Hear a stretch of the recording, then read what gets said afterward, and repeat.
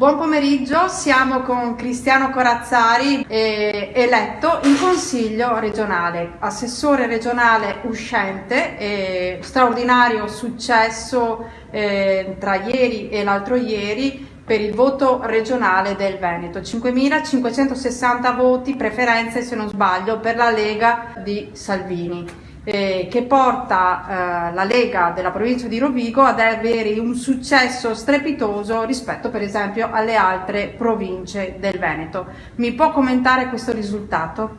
Beh, innanzitutto diciamo che gli eletti saranno sanciti dalla Corte d'Appello di Venezia e quindi è presto per fare queste valutazioni, aspettiamo il risultato ufficiale. Quello che già possiamo dire è che il Polesine ha confermato con forza la fiducia nel Presidente Zaia e nelle liste collegate al Presidente, ed in particolar modo dalla nostra provincia è emerso un particolare consenso positivo nei confronti, oltre che della lista Zaia, anche della lista Lega, e questo è un motivo sicuramente di grande soddisfazione per tutti i militanti e sostenitori della Lega che hanno lavorato per permettere questo risultato. Direi che dal voto della Lega in Polesine emerge anche un peso politico importante della Lega polesana nel contesto veneto, quindi sicuramente spero che questo sia un buon viatico per le future politiche che faremo come regione nei confronti della provincia di Rovigo.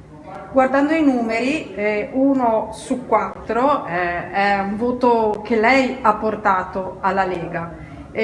Lo definisce un successo personale o di partito? Se lo aspettava poi di avere così tanto consenso? Beh, sicuramente è una soddisfazione personale, ma dico sempre che la squadra che vince da soli non si va da nessuna parte se non c'è una squadra che lavora. Tutti i candidati della lista Lega hanno lavorato, hanno corso e hanno ottenuto importanti risultati, e quindi il risultato complessivo della Lega è il frutto del lavoro che abbiamo fatto tutti assieme. Devo dire che nel mio caso, avendo appena concluso 5 anni di assessorato, si è trattato anche un po' del sunto di un lavoro quinquennale. Per me era un po' un esame e quindi ero anche sicuramente in una condizione di poter valutare col territorio se c'erano dei frutti del lavoro svolto. Per me quindi sicuramente è stata una soddisfazione ulteriore ed anche un grande stimolo ed una responsabilità per continuare il mio impegno nei confronti del Polesine in Veneto. Zaia sappiamo che nominerà un assessore per provincia, quindi anche un assessore dalla provincia di Rovigo. E se nominasse lei ancora, visto che è stato assessore negli ultimi 5 anni, accetta?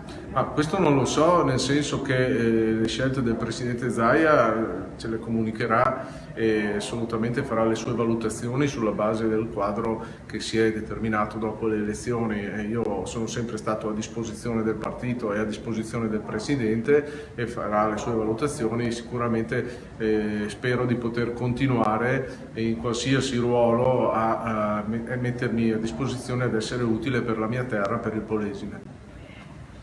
Quindi se lei fosse, sempre nel campo dell'ipotesi, se lei fosse nominato assessore si dimette da consigliere, si dimetterebbe? Allora, la legge elettorale prevede che gli assessori siano tutti esterni, quindi chiunque venga nominato assessore decade dalla carica di consigliere e fa l'assessore esterno e subentra in consiglio al suo posto il primo dei non eletti. Che è la Cestari, giusto? Laura Cestari. Sì, certamente, che si è classificata seconda come preferenze. Io devo dire anche in questo caso va fatto sicuramente un plauso a tutti i candidati che hanno corso, hanno lavorato e hanno conseguito tutti un buon risultato di preferenze personali, e per noi sicuramente è importante essere compatti nel lavoro che ci aspetta al di là delle persone.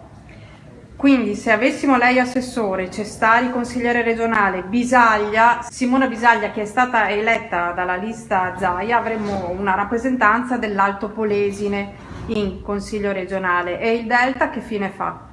Beh, naturalmente tutti i consiglieri devono rappresentare tutta la provincia e non essere rappresentanti solo di una parte. Anzi, io nel corso del mio mandato ho speso molte delle mie energie per conoscere la realtà del Delta del Po, che ritengo sia una di quelle più dinamiche e con maggiori potenzialità del nostro territorio. Ci sono comparti importantissimi da un punto di vista economico, occupazionale, sociale, primo fra tutti quello della pesca. Pensiamo a quelle che sono le potenzialità di sviluppo turistico.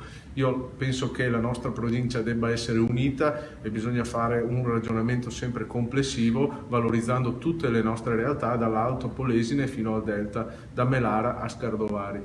È stato un mese intenso, una campagna elettorale corta ma veramente di fuoco. Adesso che cosa farà?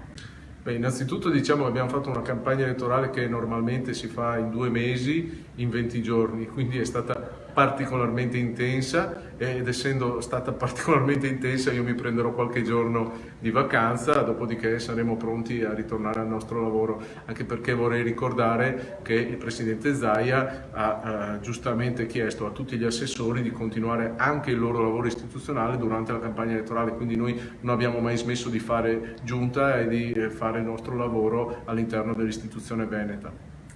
Grazie Cristiano, ancora complimenti, grazie davvero per queste parole che ci hai lasciato a Rovigo oggi e complimenti. Grazie a voi e speriamo bene e sicuramente buon lavoro e forza Polesine.